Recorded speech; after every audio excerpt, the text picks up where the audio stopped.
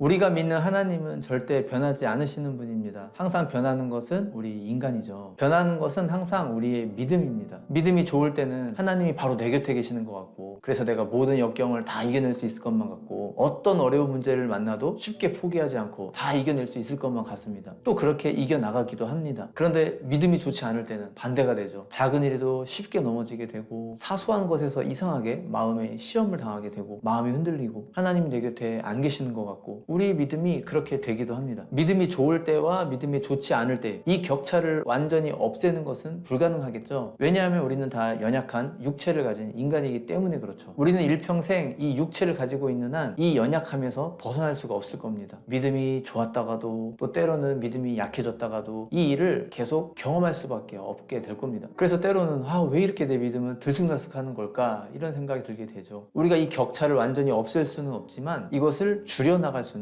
있을 겁니다. 저는 그 비결이 경건의 습관에 있다고 생각합니다. 항상 꾸준히 반복적으로 하나님을 찾는 습관, 하나님을 자주 의식하고 그분을 만나고 그분으로 내 마음이 감화되려고 하는 그 습관, 이런 습관이 견고할수록 우리의 믿음도 널뛰기처럼 그렇게 크게 들쑥날쑥하지는 않을 겁니다. 2006년에 듀크 대학교에서 인간의 두뇌에 대해서 연구를 했는데요, 인간의 행동 45% 이상이 습관으로 이루어져 있대요. 우리가 직접 생각하고 사고하고 판단해서, 그래서 의사결정을 내려서 행동한다고 그렇게 생각하지만 대부분 습관에 의해서 선택한대요. 우리가 의식하지 못해서 그렇지 우리의 행동은 대부분 습관에서 나오는 거라고 합니다. 그 이유는 인간의 뇌 때문에 그렇대요. 인간의 뇌에는 행동과 관련된 부분이 두 가지가 있대요. 하나는 전두엽, 하나는 기저핵. 전두엽은 판단을 하는 곳이죠. 이성적으로 생각하고 합리적으로 판단하는 곳입니다. 그런데 단점은 쉽게 피곤해진대요. 전두엽이 그렇게 약하대요. 그래서 우리의 뇌가 하는 게 뭐냐면, 반복되는 일들, 이런 것에 대해서는 전두엽을 거치는 것이 아니라 기저핵에다가 습관으로 저장해 놓고 행동하게 만든다는 거예요. 그러니까 에너지를 써서 의식을 하는 것이 아니라 에너지를 쓰지 않고도 무의식적으로 그것을 처리하도록, 무의식적으로 그것을 자동적으로 행동할 수 있도록 그렇게 습관으로 형성돼서 기저핵에 저장한다는 거예요. 여러분, 그러면 여기서 습관이 진짜 나일까요? 아니면 내가 의식하고 판단하고 생각하는 게 진짜 나일까요? 내가 지금까지 형성해온 습관이 결국 나이지 않을까요? 말라기서에 보면은 하나님이 제사장들을 꾸짖습니다. 너희는 나를 멸시했다고, 너희는 나를 공경하지 않는다고, 섬기지 않는다고 그렇게 꾸짖어요. 그러니까 제사장들이 억울해서 우리가 언제 그랬냐고, 우리가 언제 하나님을 공경하지 않았고, 언제 하나님을 섬기지 않았고, 언제 하나님의 이름을 멸시했냐고 그렇게 억울해합니다. 그게 인간의 모습이라는 거죠. 우리는 내 생각이